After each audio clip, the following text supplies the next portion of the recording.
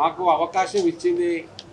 నేను మైబాద్ నుంచి పోటీ చేయాలని, ఆరు రమేష్ గారిని హనుమకొండ నుంచి పోటీ చేయాలని జాతీయ పార్టీ ఈ దేశంలో ప్రజలు ఇవాళ మోడీ గారని ఏదైతే ఈ దేశం సుస్థిరమైనటువంటి పాలన ఇస్తున్నటువంటి వారి మూడోసారి కూడా ప్రధానమంత్రి చేయాలనుకునేటువంటి విధానంలో అబ్కి బార్ 400 పార్ అనేటువంటి ఒక నినాదంతో ఎలక్షన్లు రేపు 13వ తారీఖు నాడు మన తెలంగాణలో ప్రారంభం అవుతుంది. మిత్రులారా, నా గురించి ప్రత్యేకంగా నేను చెప్పుకోవాల్సింది ఏమీ లేదు. ఈ తెలంగాణ రాష్ట్ర సాధనలో నా వంతు పాత్ర నేను పోషించిన విషయం మీకు తెలిసిందే. నా పేరే ఉద్యమ యోధుల జమానత్దార్గా. కానీ మీకు ఎందుకంటే ఒక విషయాన్ని మేము ముందు ఉంచాలి. చాలామంది బీఆర్ఎస్ పార్టీలో ఏమాత్రం సంబంధం లేనటువంటి వాళ్ళు వచ్చి వాళ్ళు ఏ విధంగా వెళ్ళిపోతున్నారో మీరు గమనిస్తూ ఉన్నారు. కానీ ఇక్కడ ఉన్నటువంటి సీతారాం నాయక్ ఈ తెలంగాణ ఉద్యమంలో నా శక్తి వంచన లేకుండా పనిచేసిన నేను బీఆర్ఎస్ పార్టీ ఎందుకో నన్ను దూరం పెట్టి 5 సంవత్సరాలు అధికారంలో ఉన్నా కూడా తెలంగాణ ద్రోహులకు అవకాశం ఇచ్చింది. తెలంగాణ ద్రోహులకు టికెట్ ఇచ్చిన విషయం మీకు తెలుసు.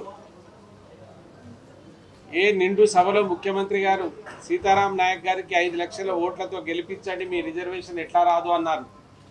ఆ తర్వాత కొన్ని కారణాల వల్ల ఇయ్యలేకపోయినా ఆయన తప్పు చేయలేదని కూడా ఆయనే ఒప్పుకున్నాడు.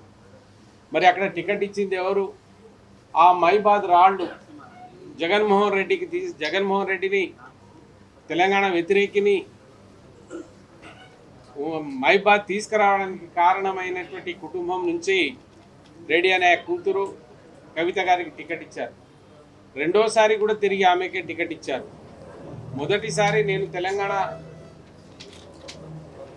తెచ్చిన దాంట్లో ఉన్నాం. తెలంగాణను ఎందుకు మనం తెచ్చిన తెలంగాణను ఏదైనా తప్పు జరిగితే దాన్ని సరిదిద్దాలన్న ఉద్దేశంతో కేసీఆర్ దగ్గర అనేక ప్రయత్నాలు చేశాను. కానీ ఆ ప్రయత్నాలు ఏమీ ఫలించలేదు. తను ఏం చేయాలనో అదే చేసుకున్నాడు కనుక అయినా రెండోసారి ప్రకటించినాక కవితను కూడా నేను పార్టీ నుంచి బయటికి రాలే. కానీ మిత్రులారా, భారతీయ జనతా పార్టీ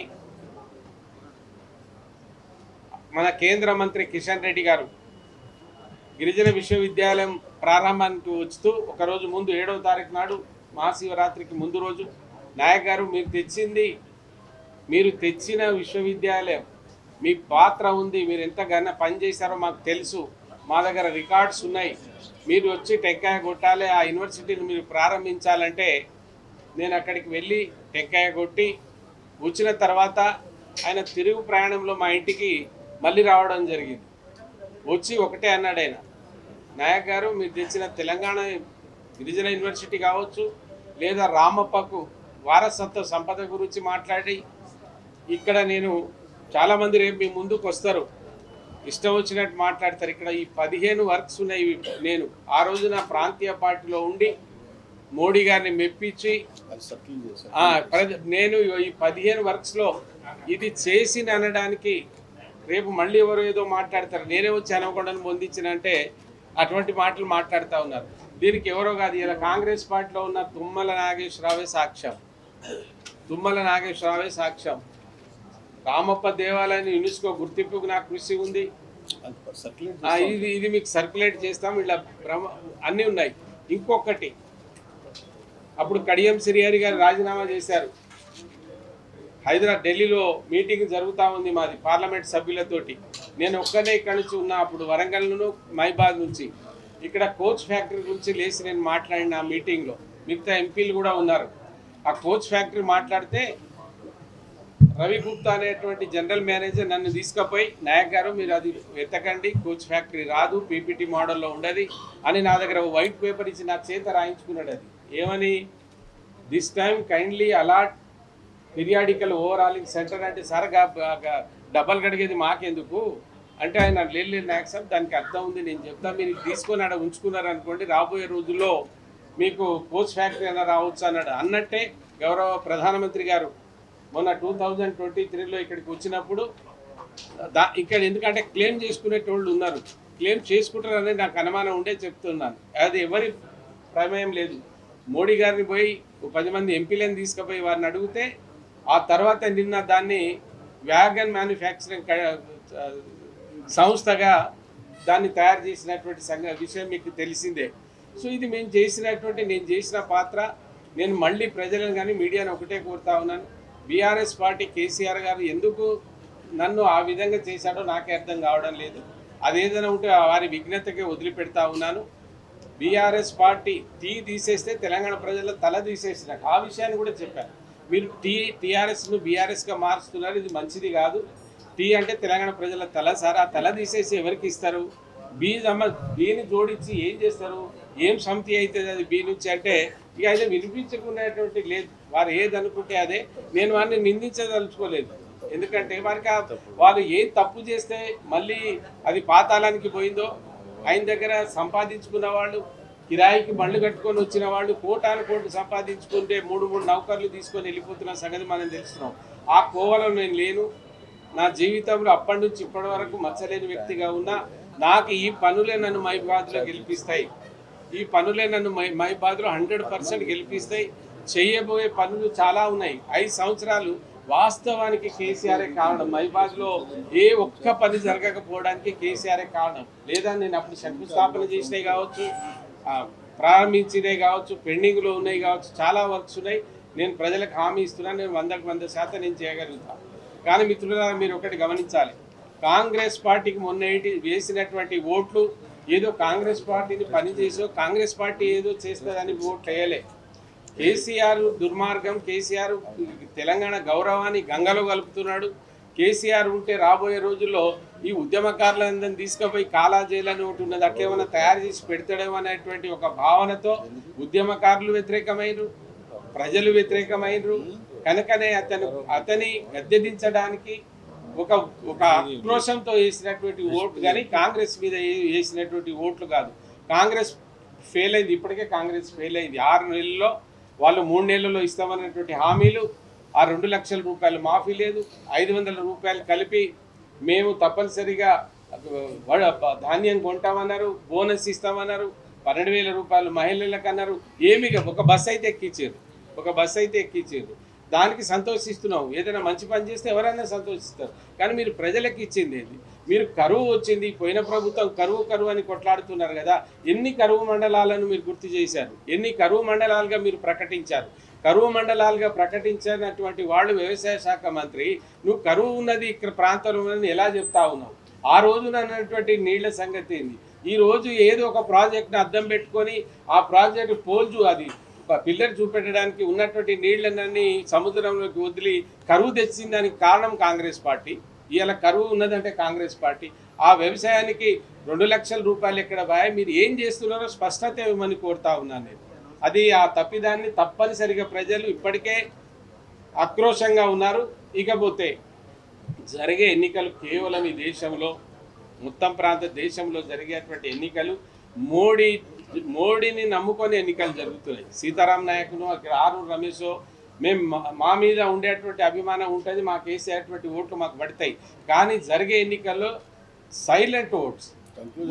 మొన్న కాంగ్రెస్ ఎట్లా ఉందో అదేవిధంగా వాళ్ళు ఏదైతే కోపంతో వేశారో, ఇవాళ ఈ దేశం బాగుండాలి, ఈ దేశంలో ఉండేటువంటి సంస్కృతి సంప్రదాయాలు ఈ దేశాన్ని కాపాడుకోవాలి. అది మోడీ గారి చేతిలోనే ఉంది. ఇవాళ పాకిస్తాన్ కావచ్చు, చైనా లాంటి దేశాలు కూడా వాళ్ళు బిత్తరపోయి చూస్తున్నారు మన సైనికులను చూసి. అందుకే అవకాశం మోడీ గారు ఇస్తలేరు. ప్రపంచ దేశాల్లో ఓ సుస్థిరమైనటువంటి పాలన ఈ దేశాన్ని అందిస్తున్నది మోడీ గారు, అవినీతి రహిత పాలన అందిస్తున్నది మోడీ గారు. ఎన్నడో శ్రీరాముల మన దేవుని నిర్మాణం, దేవాలయం ఏదైతే ఉత్తర భారతదేశంలో ఉండేటువంటి అయోధ్య, ఇవాళ ఈ దేశానికి, ప్రపంచ దేశాలకే శాంతికి, ఒక భక్తికి నిలయమైంది. మేము అదే కోరుతా ఉన్నాం. మోడీ గారిని రేపు మా ప్రాంతానికి, తెలంగాణకు వచ్చినప్పుడు భద్రాచలాన్ని దర్శించుకోమని మేము ప్రార్థిస్తున్నాం. నేనే కాదు, ఉన్నటువంటి ఎంపీలమందరం, ఇక్కడ ఎవరైతే పోటీలు చేస్తున్నామో ఎంపీలంతా మోడీ గారిని కోరుతున్నాం. మీరు ఒక్కసారి భద్రాచలంలో అడుగు పెట్టగలిగితే ఇది దక్షిణ భారతదేశంలో కూడా ఆ అయోధ్యను మించి అయ్యేటువంటి అవకాశం ఉంది సార్.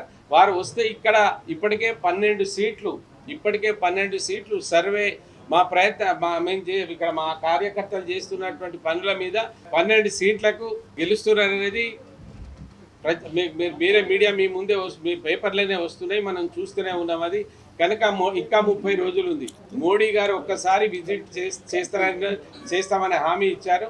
వారు తప్పనిసరిగా వస్తే ఇక్కడ ఉండేటువంటి 17 సీట్లు భారతీయ జనతా పార్టీ ఖాతాలో పడేటువంటి అవకాశం ఉందని మీకు అందరికీ తెలియజేస్తూ మరోసారి ధన్యవాదాలు తెలియజేస్తాం. మే 13వ తారీఖు జరిగే ఎన్నికల్లో బీజేపీ పార్టీ అభ్యర్థుల్ని సీతారాం నాయక్ గారిని, ఆరూరి రమేష్ గారిని గెలిపించాలని మరి వారు మాట్లాడేది ఉండే సమయం లేట్ అయింది కాబట్టి మరి ఇందాక పెద్దలు సీతారాం నాయక్ గారు మాట్లాడారు. వరంగల్ పార్లమెంట్ పరిధిలో ఉన్న 7 నియోజకవర్గ ప్రజలకు నేను మీ ద్వారా చేతులెత్తి ఒకటే మనవి చేస్తున్నా. బీజేపీ పార్టీ అభ్యర్థిగా మీ ముందుకు వస్తున్నా. మీరు నిండు మనసుతో ఆశీర్వదించండి. 3వసారి ఈ దేశ ప్రధానిగా మోడీ గారికి కావాలని ఈ దేశ ప్రజలు కోరుకుంటున్నారు. ఆ టీంలో మరి మీ పార్లమెంట్ అభ్యర్థిగా నన్ను పంపించాలని నేను ప్రత్యేకంగా మిమ్మల్ని వేడుకుంటున్నా. ప్లీజ్ ఇది ప్రెస్ మీట్, ఇది ప్లీజ్ కార్యకర్తలు ప్రెస్ మీట్ ప్లీజ్. ముఖ్యంగా మీ అందరికీ తెలుసు, తెలంగాణ ఉద్యమంలో నా పాత్ర ఏంది. తెలంగాణ రాష్ట్ర ఏర్పాటు తర్వాత నాకు వచ్చిన అవకాశాల్లో వర్ధన్నపేట నియోజకవర్గ ప్రజల ఆశీర్వాదంతో మరి గత 10 సంవత్సరాలుగా ఈ నియోజకవర్గ ప్రజల మధ్యలో ఉన్నాను. ప్రజల మంచి చెడులో ఉన్నాను, ఆపద సంపదలో ఉన్నాను, అభివృద్ధి సంక్షేమంలో ఉన్నాను, కార్యకర్త కష్ట సుఖాల్లో ఉన్నాను. మరి 3వసారి కూడా అవకాశం వస్తే మరి ప్రజలు నిండు మనసుతో ఆశీర్వదించారు. కొంతమంది వితిన్ పార్టీలో పార్టీ ద్రోహులు, మొన్ననే పార్టీ మారిన వారు కావాలి అని వెన్నుపోటు పొడిచి కడుపులో కత్తులు పెట్టుకొని కౌగలించుకొని మరి 3వసారి గెలిస్తే ఎక్కడ మంత్రిగా పోటీ వస్తారో అని మరి మొన్నటి మహానుభావుడు ఏం చేసిండో కూడా మా పత్రికా సోదరులందరికీ తెలుసు. మరి అదే విధంగా మీకు అందరికీ తెలిసిన విషయమే. మరి అదే విధంగా అదే శ్రీహరి గారు మరి బీఆర్ఎస్ నుండి సీనియర్ నాయకులు మరి మాజీ ఉప ముఖ్యమంత్రి వర్యులు రాజయ్య గారు వెళ్ళాలి, వారి పదవి తీసుకోవాలి, దయాకర్కు టికెట్కి రావద్దు, రమేష్ అన్నటోడు ఉండొద్దు. అందరూ వెళ్ళిన తర్వాత పార్టీకి మోసం చేసి మరి ఏ విధంగా పార్టీ ఫిరాయించిందో మీకు తెలుసు. మరి ఈరోజు నేను ఒకటే మీ ద్వారా ఈ పార్లమెంట్ ప్రజలకు నేను ఒకటే మనవి చేస్తున్నా. దేనికోసం మీరు పార్టీ మారారు? ఎందుకు నీ కూతురుకు టికెట్ కావాలి? మరి కావ్య గారికి ఈ వరంగల్కు ఉన్న సంబంధం ఏంటి? కావ్య నజరుద్దీన్ వారి అత్తగారు గుంటూరు. మరి ఆ గుంటూరు వాసికి వరంగల్ పార్లమెంట్ టికెట్ ఏం అవసరం? మహమ్మద్ మరి దయచేసి మహమ్మద్, కావ్య, నజరుద్దీన్ ఎందుకు ఇక్కడ ఈ ప్రజలు ఓటు వేయాలి? నేను మీ బిడ్డగా, ఇక్కడ పుట్టి పెరిగిన బిడ్డగా, ఈ ప్రజల మధ్యలో ఉన్న బిడ్డగా, ఈ ప్రజల మధ్య కష్ట సుఖాలు పంచుకున్న బిడ్డగా మరి నేను ఒకటే మనవి చేస్తున్నా. మరి గుంటూరు వాసి కావాలా, మీ బిడ్డ కావాలా? ఒక్కసారి మీరు ఆలోచన చేయాలి. గతంలో ఎస్సీ రిజర్వేషన్ వల్ల 40 సంవత్సరాలుగా ఈ ప్రాంతంలో ఉన్న దళితులు నష్టపోయారు, ఆగమయ్యారు. గతంలో మరి ఎస్సీ రిజర్వేషన్ వల్ల మరి మాదిగా మాలలకు అవకాశాలు రాక 0.1 ఉన్న మీరు తెలుగుదేశంలో 3 పర్యాయాలు, టీఆర్ఎస్లో 1 పర్యాయము, ఉప ముఖ్యమంత్రిగా, ఎంపీగా, ఎమ్మెల్యేగా, ఎమ్మెల్సీగా, మరి ఈరోజు కాంగ్రెస్ పార్టీలో ఉన్న దళితుల్ని యాగం చేసి మళ్ళీ నీ బిడ్డ పెత్తనం తీసుకురావడానికి చూస్తున్నావే. దేనికి ఇది? దేనికి మంచి? మరి ఎస్సీ రిజర్వేషన్ ఫలాలు మరి మాలమాదిగలు అందుకోకూడదా? మాకు వద్దా? మరి ఏం చేయాలనుకుంటున్నారో దయచేసి మేధావులారా, ప్రజలారా మీరు ఆలోచన చేయాలి. అందుకే ఈరోజు మమ్మల్ని అందరినీ బయటికి పంపి పార్టీకి మోసం చేసిన మరి శ్రీహరి గారికి బుద్ధి చెప్పాల్సిన అవసరం మనందరిపైన ఉంది. ఈరోజు నేను ఒకటే మీ ద్వారా నేను అప్పీల్ చేసుకుంటున్నా, భారతీయ జనతా పార్టీ నాయకత్వంలో మేము పనిచేయడానికి సిద్ధంగా ఉన్నాం. మరి మోడీ గారు ఈ 10 సంవత్సరాలుగా దేశం కోసం, ధర్మం కోసం, దేశ భద్రత కోసం, ఈ దేశ రక్షణ కోసం 10 సంవత్సరాలుగా ఎలాంటి చిన్న అవినీతికి తావు లేకుండా పాలన సాగించారు. వారి టీంలో పనిచేయడానికి మేము వచ్చాం. వారి టీంలో సభ్యులుగా పనిచేయడానికి మేము మీ ఆశీర్వాదం కోసం వస్తున్నాం.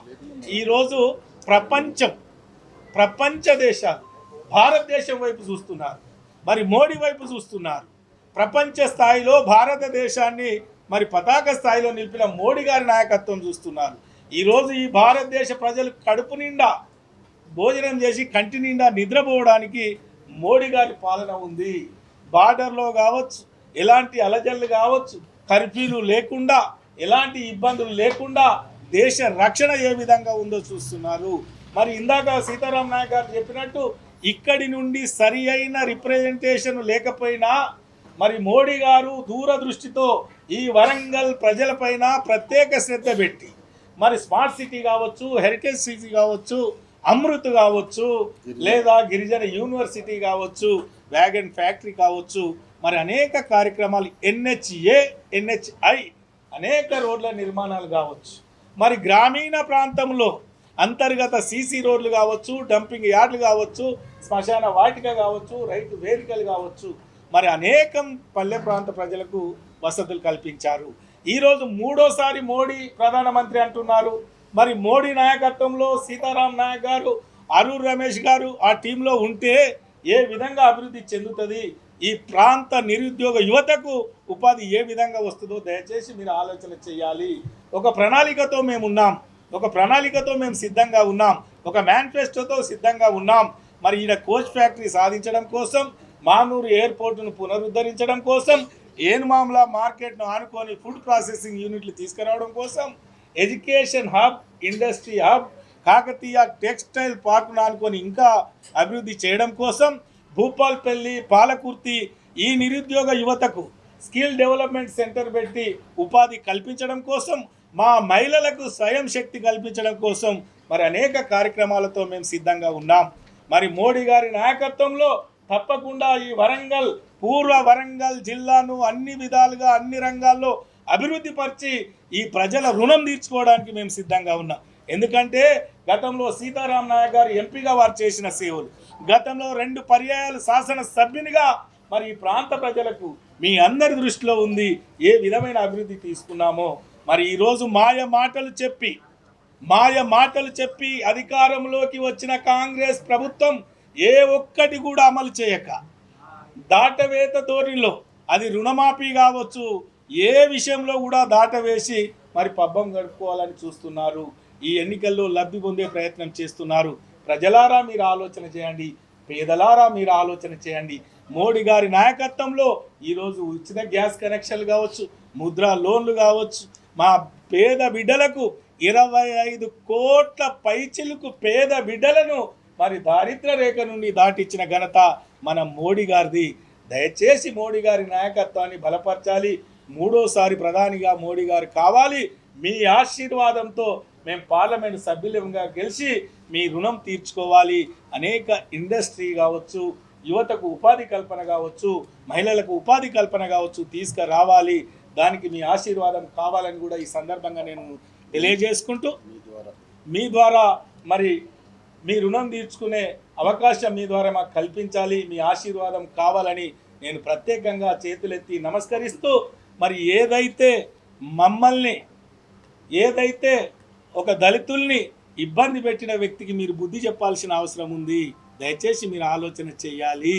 మరోసారి నేను మీ పత్రిక ద్వారా నేను అడుగుతున్నా, MD కావ్య నజరుద్దీన్ గుంటూరు కావాలా, మీ బిడ్డ కావాలా, ఒకసారి మీరు ఆలోచించాలని మీకు చేతులెత్తి నమస్కరిస్తున్నాను. మరిన్ని వీడియోస్ కోసం ఛానల్ ని సబ్స్క్రైబ్ చేయండి, లేటెస్ట్ అప్డేట్స్ కోసం వాట్సాప్ ఛానల్ ని ఫాలో చేయండి అండ్ లింక్ డిస్క్రిప్షన్ లో ఉంది.